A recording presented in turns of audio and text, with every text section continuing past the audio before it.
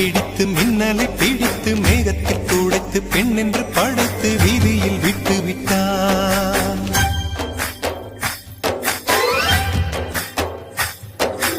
இப்படி இன்னொரு பெண்மையை படைக்க தன்னிடம் கற்பனை தீர்ந்ததை எண்ணித்தான் பிரம்மனும் மூர்ச்சையுற்றான்.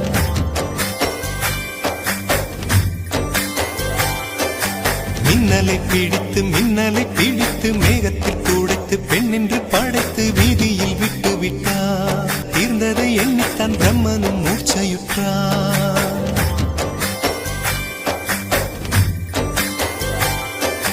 மின்னலை பிடித்து மேகத்தில் துடைத்து பெண் என்று படைத்து வீதியில் விட்டு விட்டான்.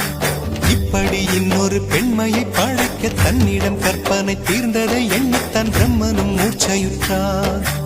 அவளின் நாசிக்குள் நுழைந்த காற்று உயிரை தடவி திரும்பும் போது மோட்சம் அடைந்து ராகங்கள் ஆகின்றதே.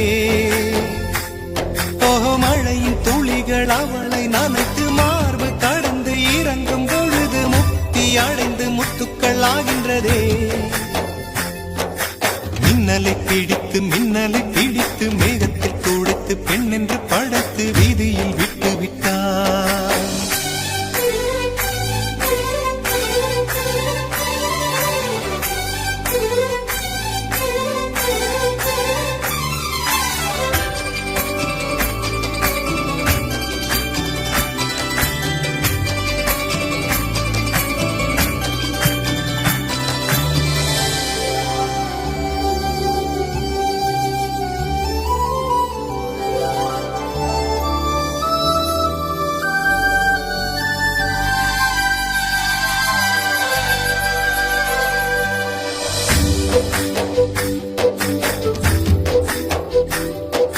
நிலவின் ஒளியை பிடித்து பாலில் நனைத்து கன்னங்கள் செய்து விட்டார். உலக மலர்கள் பறித்து இரண்டு பந்துகள் அமைத்து பெண்மை சமைத்து விட்டார். அழகு என்பது ஆண்பாலா பெண்பாலா என்பதில் எனக்கு சந்தேகம் தீர்ந்தது. அழகு என்பது நிச்சயம் பெண்பாலடா. கவிதை என்பது மொழியின் வடிவம் என்றொரு கருத்தும் இன்று உடைந்தது. கவிதை என்பது கன்னி வடிவமடா. மின்னலை பிடித்து மேகத்தில் துடைத்து பெண் என்று படைத்து வீதியில் விட்டு விட்டார்.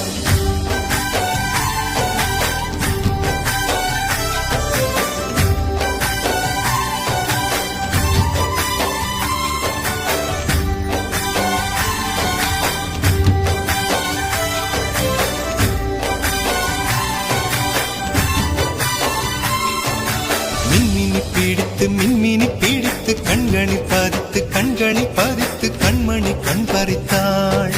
தங்கத்தை எடுத்து அம்மியில் அரைத்து மஞ்சளாய் நினைத்து கண்ணத்தில் குழைத்து ஜீவனை ஏன் எடுத்தாள். காவித்துறவிக்கும் ஆசை வளர்ப்பவள், அருகம் புல்லுக்கும் ஆண்மை கொடுப்பவள், பெண்களின் நெஞ்சுக்கும் பித்தம் கொடுப்பவளே. தெரிந்த பாகங்கள் உயிரை தந்திட, மறைந்த பாகங்கள் உயிரை வாங்கிட, ஜனனம் மரணம் ரெண்டும் தருபவளே. மின்னலை பிடித்து மேகத்தில் துடைத்து பெண் என்று படை